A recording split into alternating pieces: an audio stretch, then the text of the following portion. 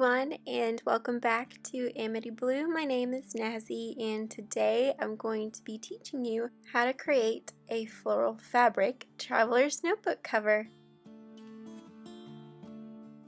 The first and most important thing that you'll be needing is floral fabric strips.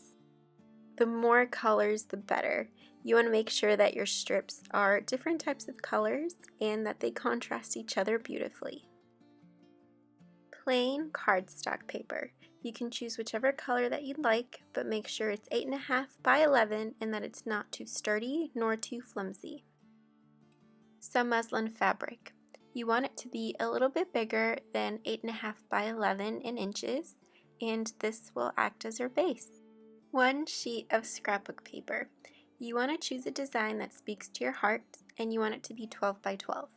Not too flimsy, but still sturdy, and we're only going to be using one side to do the cover of our journal. So the first thing that you want to do is grab your cardstock paper, the 8.5 by 11, and fold it in half, with your hands or with a bone filer. Grab your paper trimmer, and we're now going to measure it down to a traveler's notebook insert size. You can grab a ruler or just eyeball it. You want it to be 4.5 by 8.5. That is the standard traveler's notebook measurement size. However, you can expand or minimize that measurement depending on your preference. If you prefer a smaller journal to keep in your purse or backpack, go with a pocket size. If you want a larger journal to keep at your desk, then do an A5. Do whatever makes your heart happy. Now we're going to take our cardstock and trim it to the size that we want. This will give us the final size of our journal cover. Now it's time to use our muslin fabric. We want to put it on our table, make sure all of the wrinkles are out.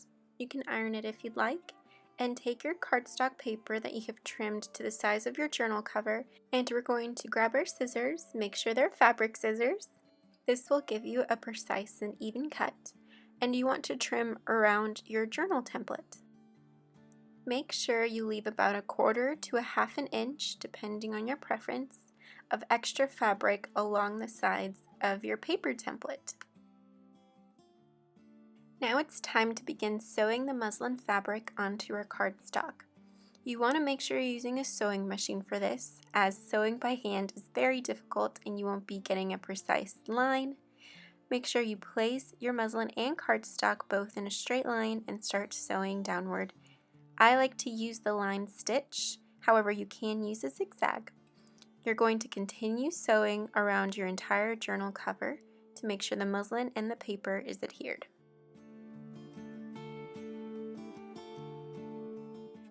When you finish sewing your muslin and cardstock base, grab your fabric scissors and trim the excess all around. Now it's time to grab our fabric. You want to take a strip and take the raw edge of your fabric and flip it over so that you have a finished edge. You want to repeat this with all of your fabric strips. Here's a quick tip. If you don't have an iron at home, you can use your hair straightener.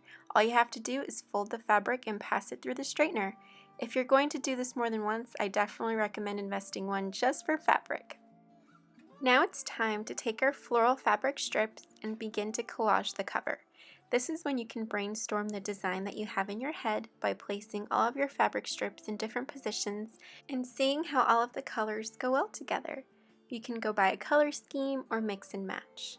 Continue to do this until you have a design that speaks to you. Once you have your finished design, you can do one of two things. You can use pins to pin your design in place. This is really easy to do and sometimes can look a little bit difficult, but you would want to take 3 fabrics at a time and pin them together. Continue to pin until all of your fabrics are secured on the muslin. The second option, and the one that I like the most, is the patch it up method. You simply take your fabric strips and you begin sewing them on your muslin cover. This method lets you roam free with your fabric placement. If you choose this method, I would take a picture of the collage before you begin sewing it. This way you have an image in your head or on your phone of where to place your fabric. When sewing your fabric strips to your muslin cover, you want to make sure that you're sewing in a straight line. If you're a beginner to sewing, make sure you start off slow and then ease your way up to it. You want to make sure that every strip is finalized on all four corners, leaving no edge frayed or open. Continue to sew your floral fabric strips all throughout the base of your cover, or until you can no longer see the muslin fabric peeking through. And this is what your covers should look like. Beautiful floral fabric strips collaged together and sewn evenly. Now it's time to grab your scrapbook paper and begin the interior cover. You want to take your scrapbook paper to your sewing machine, making sure that the right side is facing down. Put your fabric cover on top and begin sewing in a straight line. You want to repeat this on all sides of your journal cover so that each side is secured. Now that you have sewn your fabric cover onto your scrapbook paper, it should look like this. Make sure you take your paper scissors, making sure they're not fabric scissors, and you want to trim the excess on all sides. You want to make sure that you don't cut through the seam that you have already sewn. This will open up the seam and can ruin the cover. Repeat on all four sides. Once you have trimmed the excess, you want to take your journal cover and you want to fold it in the middle. This is going to give you the indentation of where your signature is going to lie. Here's the quick tip. If your journal cover is slightly wonky, rounded, or not straight, place the heavy book on top and put it aside. Now it's time to take our pages that will go in our journal and our paper trimmer. We're going to grab our pages and begin folding them in half in preparation for our journal. This is when you can really put your style into your journal. Choose pages that mean something special to you. This is when you can also decide if you want a writing journal, a collage journal, or an art journal. If you're doing a writing journal, make sure you put enough pages that are blank. If you're doing an art journal, you can choose pages that are a little bit thicker so that you can watercolor or paint on. If you're creating a collage journal, make sure to choose pages that have a beautiful design to serve as your background. Once all of the pages have been folded, you want to make sure you go through your pile and choose your favorite papers to include in your journal. This is when you can have the most fun positioning which pages go where. Here's a quick Nazi tip. If you're including a vintage paper or a very thin piece of paper, grab some washi, cut off the excess, position it on the spine of your paper, and fold it over. This will allow it to be more secure and give it more structure when you're going to bind your pages. It prevents it from breaking apart completely. Continue choosing your favorite pages to go inside your journal until you have filled up the entire journal with all of the pages that you wanted to include. I'm going the more simplistic route, but you can definitely fill up your journal with really cool and eclectic type of papers and mediums. I like to include wallpaper, paper bags, and different types of items in my journal all the time. For further inspiration, check out my other journal videos here on my YouTube. Now it's time to decorate the pages and also do the binding of the journal cover. I will link below a video where I show you how I bind my notebooks together.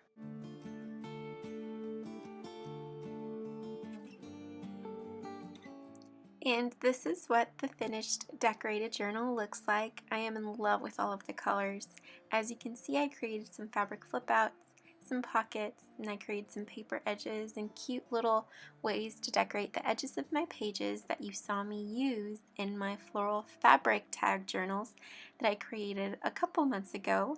You can see all of the different pages that I typically use in journals with this particular style, creating cute little text spots from scraps of paper, wallpaper, and ephemera.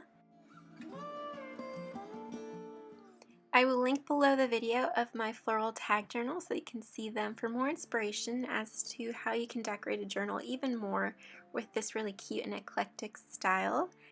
And now I'm going to start the personal decorations that I want to include in this journal.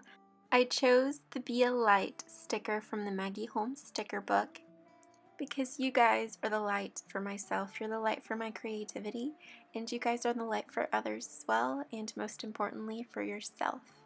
I also chose a label sticker because I want you guys to have a special label to mark a special moment in your life. I also chose this beautiful blue bird sticker because if you're an original Amity Bloom watcher since the beginning, my first video ever, I talked about a little bird named Bodhi. Comment below Bodhi bird if you know what I'm talking about. A beautiful pink floral sticker. It represents a flower to you from myself as a token of my appreciation for your friendship, for your love. It's as if you're receiving a flower from me to you. A special day sticker so that you could document something special that happens in your day-to-day life. And at the very end, I thought it was absolutely perfect that I found this bloom sticker. It spelled out bloom. And of course, let's not forget a beautiful little heart, because without love, you cannot bloom. So I am so in love with my little signature at the end. I wanted to include it because I wanted you guys to have something special of myself in your journal, and I kind of gave the secret away. This journal is going to be given to one of you in the giveaway that I'm having. If you fell in love with this journal as much as I did and you would like to be entered into the giveaway, all you have to do is leave a like, a thumbs up in this video so that it lets me know that you guys liked it and you'd like to see more videos like these. Make sure you're a member of this family, so subscribe if you haven't already, and leave a comment below letting me know what is the one thing in the world that makes you truly happy. I would love to know. For myself, what makes me the most happy is spending my days in peace and in love with my loved ones. But of course, there is a second thing that makes me happy, and I'll expand the rules a little bit. But it's spending my time here on YouTube and sharing our creativity to bloom together. So I truly hope that you guys love this video. Make sure you enter the giveaway. It will be open for 1 week. And until next time, I hope that you have an amazing day filled with peace and love. Bye-bye.